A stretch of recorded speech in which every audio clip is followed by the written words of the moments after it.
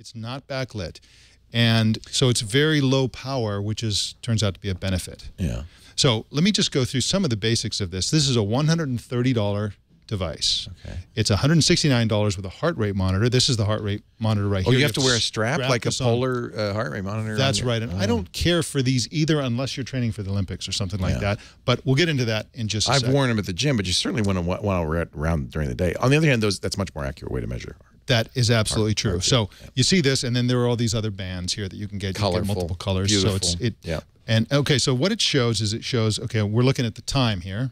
Let's see if I can angle this. There we go. So the time, and you have the date, and you have the heart rate monitor information, which I don't have, and then you have the number of steps you've taken since today. I reset this earlier today, so it's not quite. I'm not quite as lazy as it looks like I am. I was going to say you've really been walking. And this is my steps goal, 6,700 goal, and we'll get into the goals. Where did that come from? That's not a traditional goal. It's not. What it does is it monitors what you actually do. That's the distance I've walked today, not very far, to the refrigerator and back about 10 times, I think it was. And then this is the calories burned. So so it measures those simple things. You can upload it to a device, and so if you can, I put this here so you can see this. But this is the Garmin, the standard Garmin. They have a nice Connect. website. Yeah. Yeah, you can just see that. It's not really that. And important. it's uploaded by Bluetooth automatically. Or? Yes, it's uploaded by Bluetooth. It has this ANT device right here. If you want to use that again, you can see that. It's a USB dongle that goes in the USB. Very tiny thing, easy to swallow. So be careful out there, kids. Don't eat it. Yeah, don't do that. It'll pass right through, and when it comes out the other end, it'll give you more data. No, don't try this at home. Now, this is even though this is from Garmin, this does not have a GPS in it. Right. Well, Garmin's famous for their GPSs. That's right, and that's where we get to the actual reality of what this is. This is not a low-end fitness tracker. This is a high-end pedometer. Well, you know what? So are many of these devices. That's frankly. Right. But and I think this is one of the better ones. But this doesn't make any noise. It doesn't beep. It doesn't harass you with sound or vibration. Okay. But it has something really ingenious. You see that red at the top there? Yeah. What's that? That says that I've been sitting on my lazy butt. If for every hour that passes, it puts another little red bar there. And the thing that's really killing us these days is we sit all day long. So this device will get you moving, because when you see that red bar coming, that means you've been sitting too long and you have to get up, and it'll go away if you get up and walk around for a little while. It goes away. It goes away, and so if you're committed to that, you'll avoid the trap of sitting too much. I've always thought that these devices, they really are in most cases glorified pedometers. Their best use case is as kind of a coach, as a nudge. That's right. To say, hey, you haven't quite made your goal yet. I love the fact that it tells you you've been sitting a lot.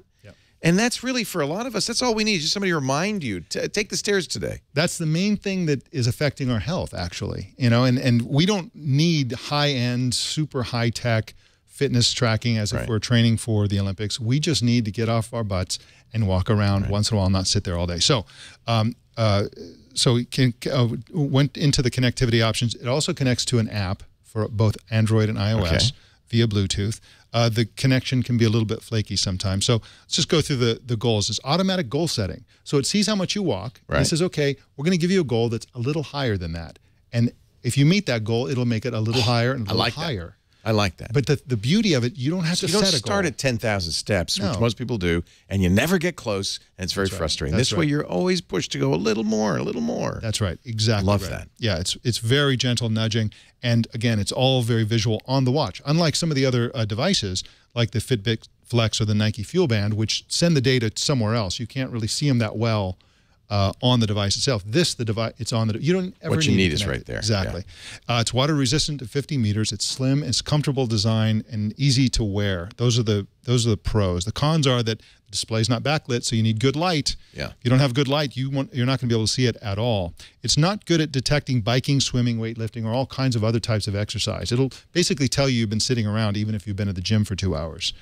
So it's not good for that kind of fitness. That is what bugs me, because I don't do walking and running that much. Yeah, that's right. So now, how about battery life? How often did you charge it? That's one of the great things. You can't charge the battery. It uses watch batteries, but it lasts a year. Oh, hallelujah. An entire year. No charging. That's exactly right. Love it. And that's one of the great things about it. So I'm going to give this a buy simply for the following reasons. You put it on. You don't have to set goals. You don't really have to connect it. You don't really have to do anything. It's very comfortable and light to wear. It's water resistant. You don't have to take it off in the shower. It's so low maintenance. It's zero maintenance. And then you can even forget about it for a week, and then you can go back in with the app and see what happened during that week. And so it's really compatible with a real life. Right. No sleep monitor. There is a sleep monitor. It's very kind of low tech. It notices how much you're moving around at night, and you can compare. And it's only good to say, wow, for the last week, I've been really like moving around, or I must have been dead last night because it's flatlined there or something, whatever. It's only good by comparison, but it doesn't give you real data.